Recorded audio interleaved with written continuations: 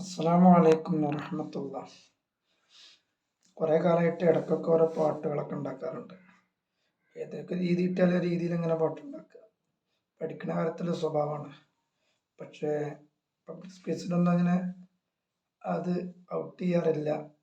വലിയ സ്റ്റേജിലൊന്നും പാടിയിട്ടില്ല. നമ്മൾ പഠിപ്പിക്കുന്ന മദ്രസയിൽ, അതുപോലെ ദർസ് പഠിക്കുന്ന സമയത്ത് സാഹിത്യ സമാജങ്ങളിൽ ഒക്കെ പാടിയിട്ടുണ്ട്. ഒരു കല്യാണത്തിന് തഹ്നീത്തു സിവാജ് ഞാൻ ഉണ്ടാക്കിയിട്ടുണ്ട്.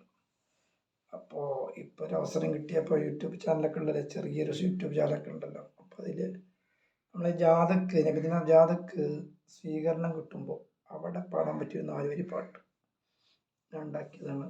ഒന്ന് പാടാൻ എനിക്ക് വലിയ ഭംഗിയായിട്ട് പാടാനൊന്നും വയ്യ. പാടാൻ വയ്ക്കുന്നവർക്ക് അത് ഉപയോഗപ്പെടുത്തി ഭംഗിയായിട്ട് പാടാം.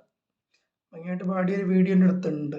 പക്ഷേ അത് ഹർക്കത്ത് പോലെ തെറ്റിപ്പോയി. അറബി അറിയാത്ത കുട്ടിയായതുകൊണ്ട്. പാട്ട് നല്ല ഭംഗിയായിട്ടുണ്ട്. അപ്പോൾ ആദ്യം ഞാനൊന്ന് പാടാം, പിന്നെ അടിയിൽ മറ്റേ വീഡിയോ വിടും ചെയ്യാം. ശുക്രൻ ശുക്രൻ ലക്കും മിൻ ഖുലൂബിനാ തൂബ തൂബ ലക്കും മൻ അളാഫനാ ഹബ്ബൻ ഹബ്ബൻ ലിത്വാഹ റസൂലിനാ റബ്ബി റബ്ബി റഹമന്ന ജമീഅനാ.